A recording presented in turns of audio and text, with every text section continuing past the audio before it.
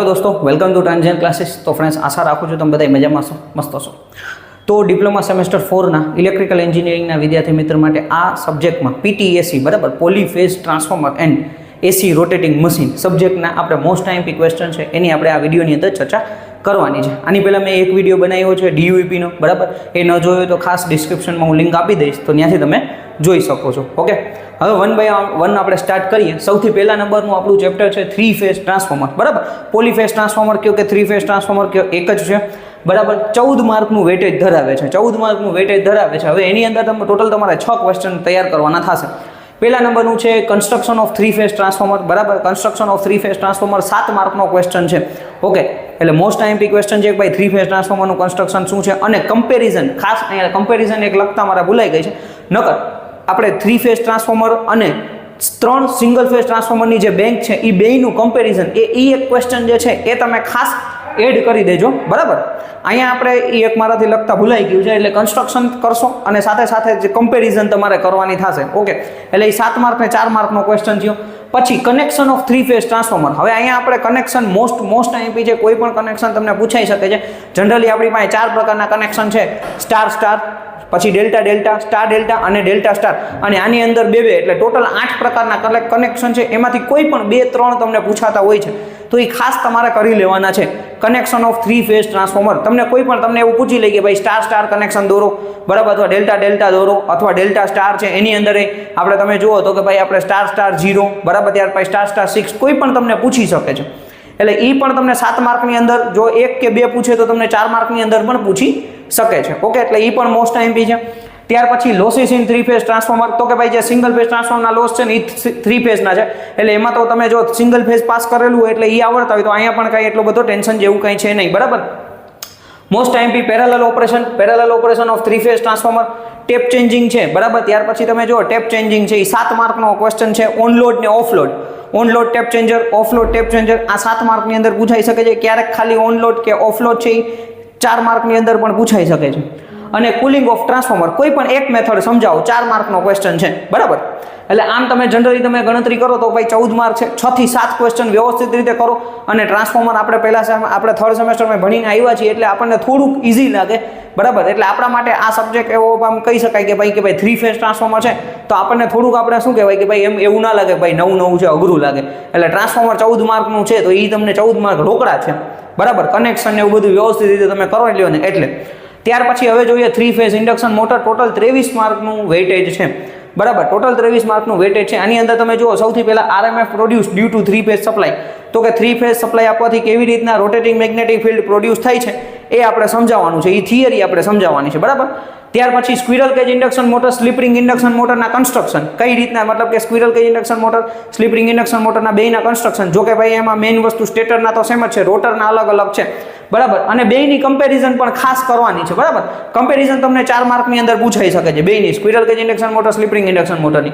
પછી working of induction motor, આ most IMP question છે બરાબર। ઇન્ડક્શન મોટર કેવી રીતના વર્ક કરે છે, તમે 3 ઇડિયટ મૂવીની અંદર જોયેલું હોય બરાબર, તો how to induction motor start, આવો ક્વેશ્ચન જે પૂછે છે તો સેમ આ વર્કિંગ ઓફ ઇન્ડક્શન મોટર એ જ ક્વેશ્ચન છે બરાબર। 4 માર્કનો મોસ્ટ આઈએમપી ક્વેશ્ચન છે। ત્યાર પછી સ્લીપ અને સ્લીપને લગતા એક્ઝામ્પલ, સ્લીપ છે, સ્લીપ શું છે બરાબર, સ્લીપનું આપણું સૂત્ર છે અને એને લગતા બેઝિક એક્ઝામ્પલ છે, એ તમને 3-4 માર્કની અંદર પૂછાઈ જતા હોય છે। ઓકે, એકદમ ઇઝી છે અને મોસ્ટ આઈએમપી છે। ત્યાર પછી સ્ટાર્ટિંગ ટોર્ક અને condition for maximum starting torque, આ 7 માર્કનો ક્વેશ્ચન છે, સૂત્ર સાબિતી છે બરાબર। એટલે 7 માર્કનો મોસ્ટ આઈએમપી ક્વેશ્ચન કહી શકાય। આની સાથે રનિંગ પણ પૂછી શકે છે બરાબર। રનિંગ મેં લખ્યું નથી પણ તમારે એક વખત જોઈ લેવું, સ્ટાર્ટિંગ ટોર્ક અને condition for maximum starting torque, એટલે મેક્સિમમ સ્ટાર્ટિંગ ટોર્ક મેળવવાની શરત શું છે, અને same as it is running torque અને condition for maximum running torque બરાબર। 4 માર્ક બહુ રેર કેસમાં 4 માર્કમાં પૂછાય, નકર 7 માર્કનો ક્વેશ્ચન છે। પછી ટોર્ક અને સ્લીપ કેરેક્ટરિસ્ટિક અને ટોર્ક અને સ્પીડ કેરેક્ટરિસ્ટિક, લાક્ષણિકતા મોસ્ટ આઈએમપી સ્ટાર કરી દઉં છું બરાબર। 4 થી લઈને 7 માર્કની અંદર પૂછાઈ શકે છે। પછી લોસીસ ઇન ઇન્ડક્શન મોટર, આ પણ મોસ્ટ આઈએમપી ક્વેશ્ચન છે બરાબર। સ્ટાર્ટરની જરૂરિયાત, નીડ ઓફ સ્ટાર્ટર બરાબર, નીડ ઓફ સ્ટાર્ટર એટલે કે DOL starter, auto transformer starter, star delta starter, આ 7 માર્કથી લઈને 4 માર્કની અંદર પૂછાતા હોય છે। ડોલ હોય તો એ 4 માર્કમાં પૂછાય છે, નીડ ઓફ સ્ટાર્ટર ખાલી 3 માર્કનો ક્વેશ્ચન પૂછાય છે, ક્યારેક તમને 7 માર્કમાં 2 ભેરું પૂછી લે। Auto transformer starter, star delta starter છે એ 7-7 માર્કની અંદર તમને પૂછી શકે છે બરાબર। તો એ મોસ્ટ આઈએમપી ક્વેશ્ચન છે આપણા માટે। ઓકે, એટલે ખાસ સ્ટાર્ટર તો કરી જ જવાના છે. ત્યાર પછી speed control of induction motor, બરાબર. તો એમાં રોટર સાઇડ ને સ્ટેટર સાઇડ બે અલગ અલગ મેથડ છે, તો એમાંથી કોઈ પણ આવી શકે છે. એટલે આપણે વાંચીને આખી સ્પીડ કંટ્રોલ છે એ વાંચીને જવાનું છે.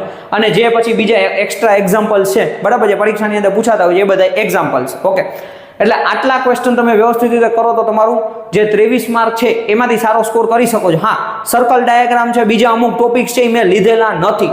ક્યારેક સર્કલ ડાયાગ્રામ પૂછાય છે, ક્યારેક નથી પૂછાતી. અત્યારે અહીંયા હું એવા લોકોને ટાર્ગેટ કરીને વિડીયો બનાવું છું ભાઈ જે લોકોને પાસ થવું હોય. બાકી હોશિયાર વિદ્યાર્થીએ આખું બધું સર્કલ ડાયાગ્રામ ને બધું વ્યવસ્થિત રીતે અલગ જે એની પેટર્ન હોય બધા તૈયાર કરવા પડશે, બરાબર. પણ મેઇન વસ્તુ એ છે કે આ 10 ક્વેશ્ચન વ્યવસ્થિત કરો તો તમને સારો સ્કોર થઈ શકે છે, બરાબર. એટલે તમને પ્રોબ્લેમ ન આવે. ત્યાર પછી chapter number 3 single phase induction motor 10 માર્કનું વેટેજ ધરાવે છે. સૌથી મહત્વનો question, why single phase induction motor is not self start, બરાબર. સિંગલ ફેઝ ઇન્ડક્શન મોટર છે એ સેલ્ફ સ્ટાર્ટ નથી, એ આપણે શું કામ નથી એ આપણે જણાવવાનું છે, બરાબર. પછી two field rotating theory of single phase induction motor, single phase induction motor માટેની ટુ ફિલ્ડ રોટેટિંગ થિયરી ફેરવવા માટેની, બરાબર. Types of single phase induction motor, એમાં શેડેડ પોલ છે એ 7 માર્કમાં પૂછાયેલો ક્વેશ્ચન છે. બાકી જે resistance start, induction run, capacitor start, capacitor run, બરાબર.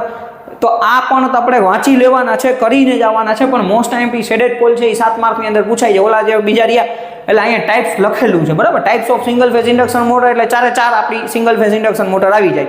પણ એમાં વધારે એમપી શેડેડ પોલ છે એટલે શેડેડ પોલ તો ખાસ કરીને જવાનું છે. ત્યાર પછી application of single phase induction motor, A single phase induction motor કઈ જગ્યાએ આપણે ઉપયોગ થાય છે એપ્લિકેશન આપણે કરવાની છે. ઓકે, એટલે આ 4 ક્વેશ્ચન કરો તો તમારું 10 માર્કનું આરામથી કવર થઈ જાય છે.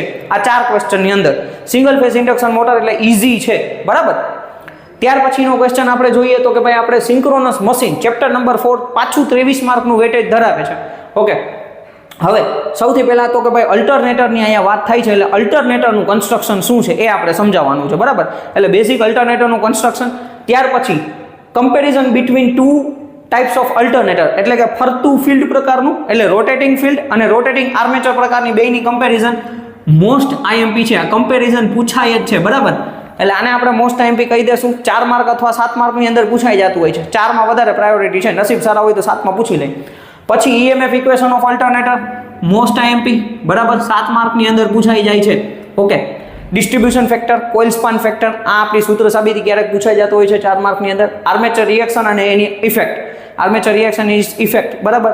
તો એ પણ પૂછાઈ જતો સારો ક્વેશ્ચન છે 7 માર્કની અંદર. Method to determining voltage regulation, હવે વોલ્ટેજ રેગ્યુલેશન જે છે એની આપણે મેથડ છે, વોલ્ટેજ રેગ્યુલેશન આપણે ડિટરમાઇન કરવાની મેથડ છે એ સમજાવવાનું છે.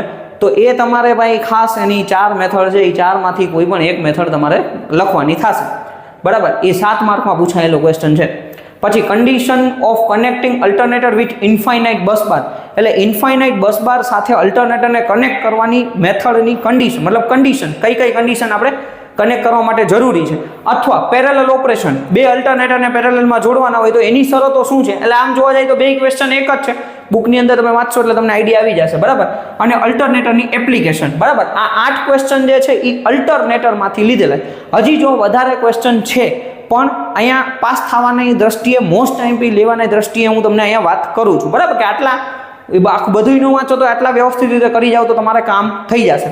ટી પછી construction and working of synchronous motor most IMP છે, બરાબર. Construction and working of synchronous motor કેવી રીતના વર્ક કરે છે, બરાબર.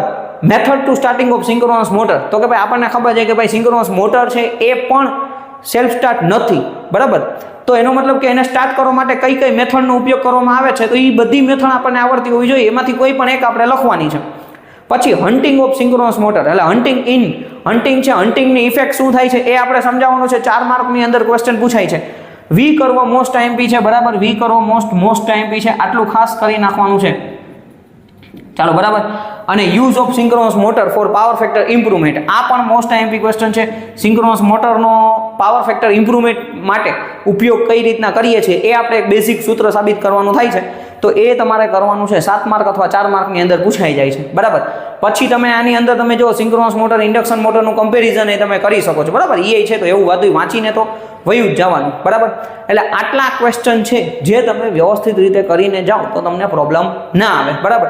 સૌથી મહત્વની વસ્તુ તમારે સ્ટ્રેટેજી બનાવવાની છે. જે મોસ્ટ આઈએમપી જે છે એ બધાય તમારે પહેલાં કરી લેવાના છે, એટલે તમને એ પૂછાઈ જાય, એટલે રોકડા માર્ક તમને મળી જાય, બરાબર. હવે હું અહીંયા તમને સ્ટાર કરી દઉં છું કે ભાઈ આટલા ક્વેશ્ચન તો ખાસ તમારે વાંચીને વયા જવાના છે. પહેલા નંબરની અંદર તમે જુઓ તો કે ભાઈ આપણું જે અહીંયા ટ્રાન્સફોર્મરની કમ્પેરિઝન, બરાબર. અહીંયા મેં લખી નથી પણ આવી રીતના લખી દઉં છું કમ્પેરિઝન. એ એક ક્વેશ્ચન લખવાનો ભૂલાઈ ગયો, બરાબર. એટલે કે ભાઈ આપણે એક સિંગલ ફેઝ ટ્રાન્સફોર્મરની 3 ટ્રાન્સફોર્મરની બેંક અને 3 ફેઝ ટ્રાન્સફોર્મરનું કમ્પેરિઝન. ઓકે, ત્યાર પછી કનેક્શન ડાયાગ્રામ મોસ્ટ આઈએમપી છે, બરાબર. બધાય કનેક્શન ડાયાગ્રામ એકદમ ઈઝી છે, બરાબર. એટલે તમારે એ ખાસ કરી જવાના છે. લોસ કરી જાઓ, પેરેલલ ઓપરેશન ઓફ ટ્રાન્સફોર્મર ખાસ કરી જાઓ, ટેપ ચેન્જિંગ છે એ ખાસ કરી જાઓ, બરાબર. ટેપ ચેન્જિંગમાંથી ઓનલોડ ઓફલોડ એકાદું પૂછાઈ શકે છે. ઓકે, ત્યાર પછી આની અંદર તમે જુઓ તો કે ભાઈ આપણી પાસે આ બેયની કમ્પેરિઝન છે. ઓકે, 3 ફેઝ આપણે આ આરએમએફ પ્રોડ્યુસ કેવી રીતના થાય છે એ ક્વેશ્ચન કરી નાખો. વર્કિંગ ઓફ ઇન્ડક્શન મોટર કરેલું છે, સ્લીપના દાખલા કરી જાઓ. ત્યાર પછી સ્ટાર્ટરની જરૂરિયાત ખાસ ભાઈ ડોલ સ્ટાર્ટર, ઓટો ટ્રાન્સફોર્મર આ બધું તમારે કરવાનું છે. અને સ્પીડ કેરેક્ટરિસ્ટિક્સ તો મોસ્ટ આઈએમપી, એ તો પૂછાશે. આ બેયમાંથી કોઈ પણ એક તો ટોર્ક સ્લીપ અથવા ટોર્ક સ્પીડ એક કેરેક્ટરિસ્ટિક તો હોય જ છે, બરાબર. આની અંદર તો 4 જ ક્વેશ્ચન છે, 4 વાંચી જ નાખવાના છે, 10 માર્ક રોકડા છે, બરાબર. શેડેડ પોલ તો ખાસ તમારે પૂછાઈ જ જશે. ઓકે, હવે બીજી મોટર એ વાંચીને જવાની છે પણ આ વધારે મોસ્ટ આઈએમપી છે. ઓકે, આની અંદર તમે જુઓ તો કમ્પેરિઝન આપણે કરવાનું છે, ઈએમએફ ઇક્વેશન કરવાનું છે, આર્મેચર રિએક્શનની મેથડ તમને સમજાય તો ઠીક છે.